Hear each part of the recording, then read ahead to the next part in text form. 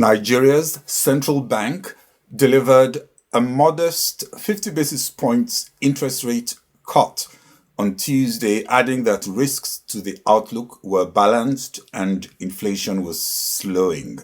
The decision took the Central Bank of Nigeria's monetary policy rate to 26.5%. The committee decided as follows. 1. Reduce the monetary policy rate by 50 basis points to 26.5%. 2. Retain the standing facilities corridor around the MPR at plus 50 to minus 450 basis points. 3. Retain the cash reserve requirement, CRR, for deposit money banks at 45%, merchant banks at 16%, and 75% for non-TSA public sector deposits. The committee's decision was premised on a balanced evaluation of risks to the outlook, which suggests that the ongoing disinflation trajectory would continue, largely supported by the lagged transmission of previous monetary tightening, sustained exchange rate stability, and enhanced food supply. In reaching this policy decision, the committee took into account the sustained deceleration in year-on-year headline inflation in January 2026, marking the 11th consecutive month of decline. Headline inflation year-on-year eased to 15.10% in January 2026 from 15.15% in December 2025, reflecting a moderation across both the food and core components. Food inflation declined markedly to 8.89% from 10.84% over the same period, supported by improved domestic food supply, sustained exchange rate stability, and favorable base effect. The momentum was further reinforced by relative stability in the prices of petroleum products and improved food supply conditions, especially staples. These outcomes have indicated that prior tightening has continued to anchor expectations. Analysts expect in 2026 that the monetary policy rate would drop further to 25.25%. That's in the year, a further 125 basis points of easing, which factors in a potentially monetary expansive pre-election situation and stickiness in CPI if crude oil prices, for example, sink below expected projections. Nigerian President Bola Tinubu has unveiled economic reforms since taking office in 2023 to try to shore up public finances and boost economic growth. He's credited for improvements in macroeconomic stability, but some remain concerned about rising debt. There's also a divergence in the PMI print, as reported by CBN data, showing a firm expansion, while the S&P Stanbic IBTC latest January data hinted at a slight contraction, though the S&P Stanbic IBTC data see a recovery ahead. Well, ahead of the CBN release, experienced economist and strategy consultant who leads Quartus Economics, David Adeoye, commented on the issue of rising debt in African economies. That Africa's public debt is not the largest of the developing regions or in the world as a whole. No. But what makes Africa's situation peculiar is, one, we have a debt to GDP ratio that is currently about 60%. Compared to 10 years ago, this was just 30%. Also, if we ask the question, how many African countries have a debt to GDP ratio in the region of 60% or more? 15 years ago, in 2010, only 8 African countries fall in this category. And today, we already have 23 African countries with debt to GDP ratio above 60%. This sends a clear message. Africa is sinking further into debt. That's something that should be of concern to all policy analysts and policymakers on the continent.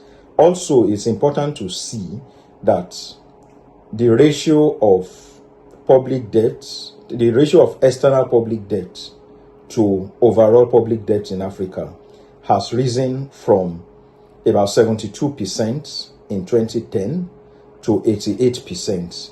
Not only are African governments increasingly indebted, they are increasingly indebted to external sources. Okay, so taking a look at this, we are asking ourselves, what are the issues? What is the diagnosis? First, we must acknowledge that Africa's population growth remains huge, very rapid. Africa's population is growing very fast, sometimes as much as 2.5% per annum, while the economies remain small and exports remain concentrated. Now, this is a matter of concern because as economies grow slower, revenues will grow slower.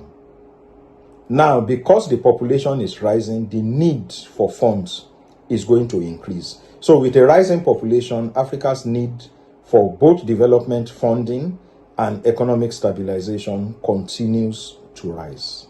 So Africa needs more money, and with a widening fiscal deficit, what is the implication?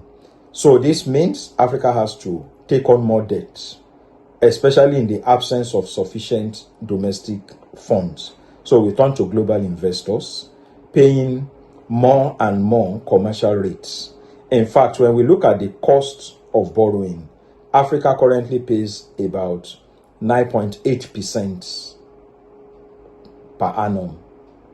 This is more than twice the interest rate that a government like the United States pays at 4.8%. Okay, so coming to the question, what can Africa do? First, we need fiscal discipline.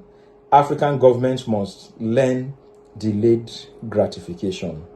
What costs can we cut? What can wait? The rationale is simple.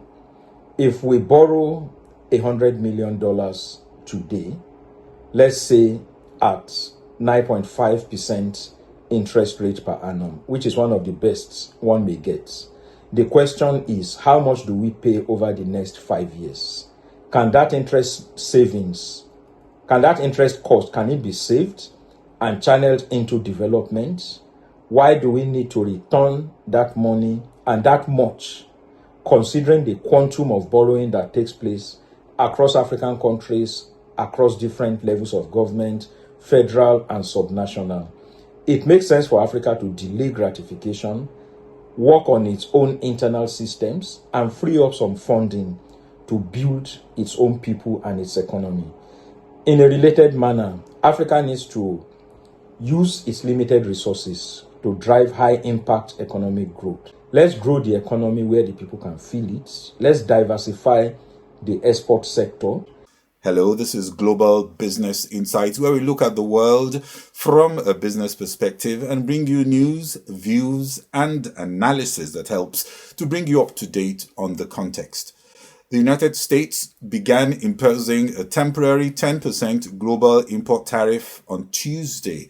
Trump had ordered a 10% tariff for 150 days to replace broader duties struck down by the Supreme Court, later suggesting an increase to 15%. As a large part of his tariff authority was struck down by the Supreme Court, Trump yesterday said at the State of the Union address that tariffs under other acceptable laws would be used. At his State of the Union speech yesterday, Trump took credit for economic gains and roles in international conflicts in a speech which lasted nearly 108 minutes, also the longest on record. The event was also largely an awards ceremony celebrating American heroes, also driving home with real examples how ordinary people are being positively affected by his policies. The focus on people and less on policy may have contributed to nearly 2/3 of speech watchers, according to CNN, saying they had at least a somewhat positive reaction to the speech. Still, Democratic Party Minority Leader Hakeem Jeffries, in a statement, said Trump spewed lies, propaganda, and hatred. One thing all agreed to was Trump calling for a ban on congressional stock trading, leading to a rare bipartisan moment of applause. Here are some snippets from the speech. But in 12 months, my administration has driven core inflation down to the lowest level in more than 5 years. And in the last 3 months of 2025, it was down to 1.7%.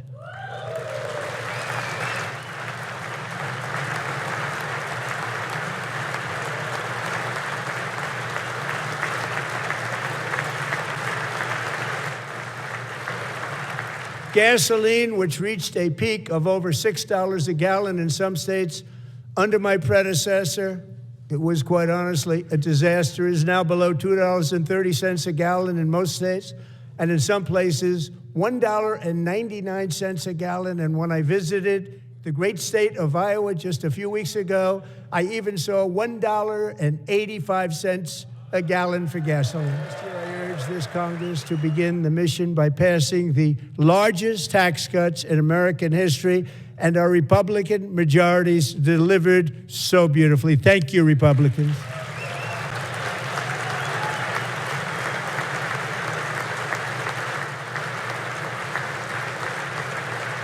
I used these tariffs, took in hundreds of billions of dollars to make great deals for our country, both economically and on a national security basis. Everything was working well. Countries that were ripping us off for decades are now paying us hundreds of billions of dollars. They got it really wrong. And then just 4 days ago, an unfortunate ruling from the United States Supreme Court. It just came down. It came down. Very unfortunate ruling. But the good news is that almost all countries and corporations want to keep the deal that they already made, right, Scott? Knowing that the legal power that I, as president, have to make a new deal could be far worse for them, and therefore they will continue to work along the same successful path that we had negotiated before the Supreme Court's unfortunate involvement. So despite the disappointing ruling, these powerful country-saving, it's saving our country, the kind of money we're taking in, peace-protecting. Many of the wars I settled was because of the threat of tariffs. I wouldn't have been able to settle them without. Will remain in place under fully approved and tested alternative legal statutes. And as time goes by, I believe the tariffs paid for by foreign countries will, like in the past, substantially replace the modern-day system of income tax, taking a great financial burden off the people that I love. As we ensure that all Americans can profit from a rising stock market, let's also ensure that members of Congress cannot corruptly profit from using insider information.